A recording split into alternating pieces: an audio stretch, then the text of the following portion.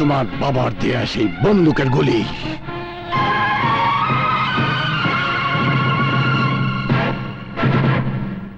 আর এই নাও আমার কোম্পানির 50% মালিকানার দলিল। আর গিয়ে তোমার বাবাকে বলো সুলতান তালুকদার দেনমোহরের দাবি আদায় করে দিয়েছে। আর তুমিও কোনো প্রকার বল প্রয়োগ করে প্রিয়াকে আমার বাড়িতে নিয়ে আসতে পারবে না। তুমি সেদিন আনতে পারবে যেদিন আমি বলবো। আর এই বলার জন্য আরমান শিকদারকে আমার পায়ের কাছে বসে প্রিয়ার সুখ ভিক্ষা চাইতে হবে।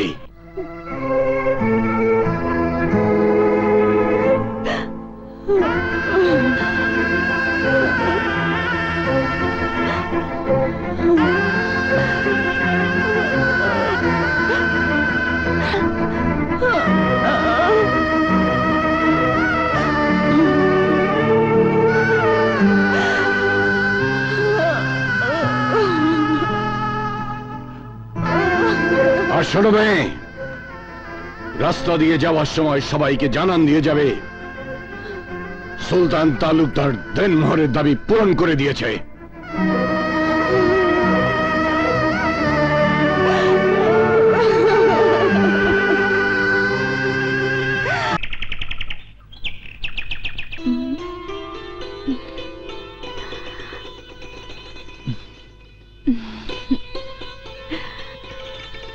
তোমার নতুন জীবনের প্রথম সকালের শুভেচ্ছা।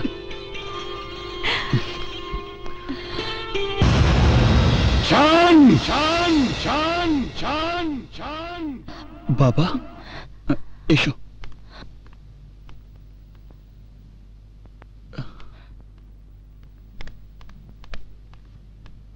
বাবা শান, আমি তোমাকে টাকা রোজগার করার কথা ব্যতীত এমন কোনো চাওয়া আছে যা পূরণ করিনি? না বাবা, তুমি আমার সব আশা পূরণ করেছ। আমার আশা পূরণ করার জন্য শত্রুর সাথে বন্ধুত্ব করে প্রিয়াকে আমার জীবনে এনে দিয়েছ। তাহলে এই খুশিতে আমি যদি তোমার কাছে আমার খুশির জন্য কিছু চাই, তবে তুমি কি তা দিতে পারবে? বাবা, তুমি যদি আমার কাছে আমার জীবনটাও চাও, আমি তা হাসতে হাসতে দিয়ে দেব। কিন্তু আমার চাওয়া যদি তোমার জীবনের চেয়ে বেশি দামি হয়, তাকে তুমি দিতে পারবে? আমার প্রতিটি নিঃশ্বাস তোমার জন্য, তোমার খুশির জন্য আমি বিষও খেতে পারি।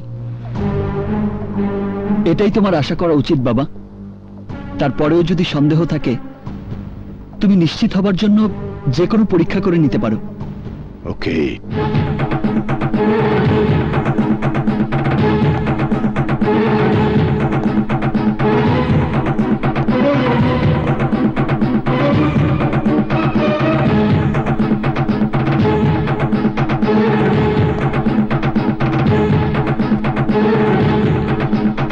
তাহলে পবিত্র কোরআন শরীফে হাত রেখে শপথ করে বলবে, তুমি শুধু তাই করবে যা আমি চাইব।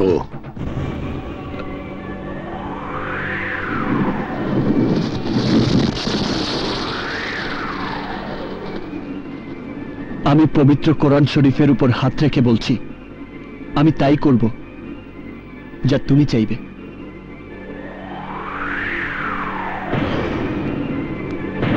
তাহলে এই মুহূর্তে প্রিয়াকে বাড়ি থেকে বের করে দাও। বাবা,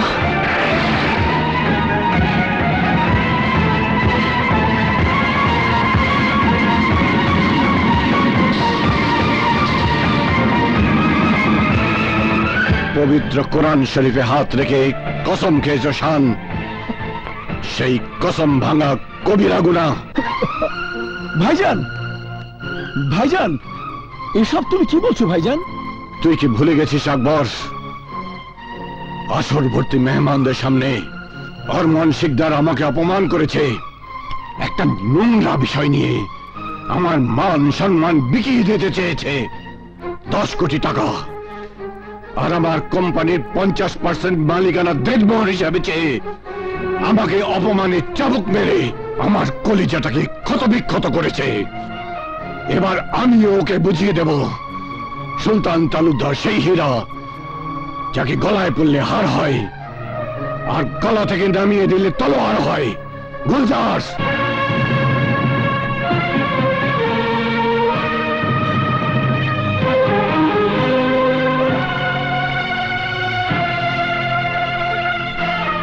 এই নাও তোমার বাবার দেয়া সেই বন্দুকের গুলি।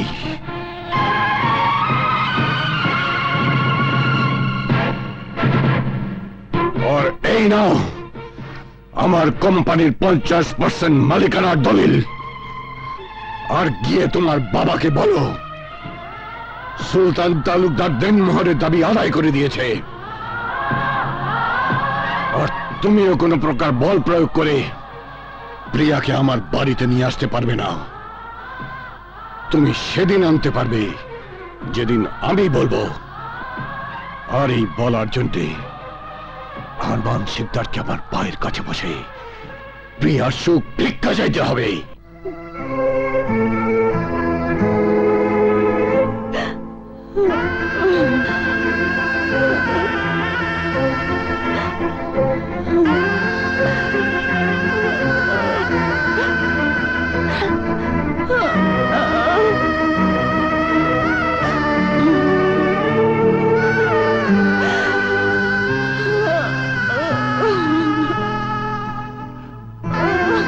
আর শোনো মেয়ে, রাস্তা দিয়ে যাওয়ার সময় সবাইকে জানান দিয়ে যাবে সুলতান তালুকদার দেনমোহরের দাবি পূরণ করে দিয়েছে।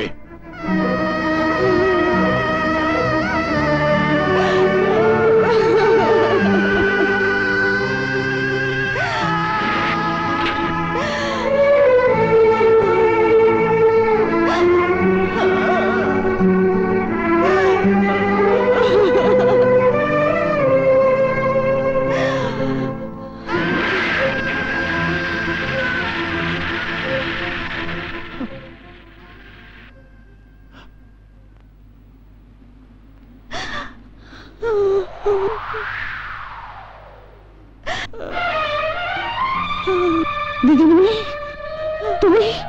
দাদিমা, দিদিমণি, আরমান, বাবা, দাদিরা, তোরা এদিকে আয়।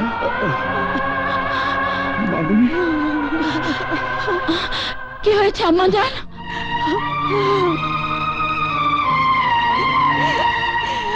মা, প্রিয়া, মা,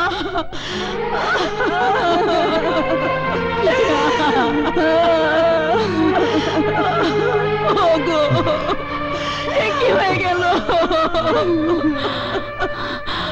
শান্ত হও ভাবি, শান্ত হও। কেন শান্ত হবো ফুফি আম্মা? 1 টাকার দেনমোহরে সেদিন তোমার মন ভরেনি, তাই 10 কোটি টাকা আর তালুকদার গ্রুপ অফ কোম্পানির অর্ধেক মালিকানা তুমি তো দাবি করেছিলে। এই নাও দলিল, আজ তো তোমার মন ভরেছে। নাও, কত টাকা তোমার প্রয়োজন? এই শাড়ি থেকে কোলে করে নাও, নাও টাকা, যত খুশি তোমরা টাকা নাও। দিদিমণি, তুই থাম। না না, আমি থামবো না। তোমার মেয়ে আমার জীবনটাকে ধ্বংস করে দিয়েছে, ধ্বংস করে দিয়েছে দাদিমা, ধ্বংস করে দিয়েছে। মিথ্যে কথা, মিথ্যে কথা। আমি যা বলেছিলাম সে কথাই সত্য হয়েছে। ওই সুলতান তালুকদার তোর জীবন নিয়ে জুয়া খেলেছে। ভাগ্যিস বুদ্ধি করে বিরাট অঙ্কের দেনমোহর চেয়েছিলাম, নয়তো 1 টাকা হাতে নিয়ে ওই তালুকদার বাড়ি থেকে তোকে ভিখারির মতো বেরিয়ে আসতে হতো।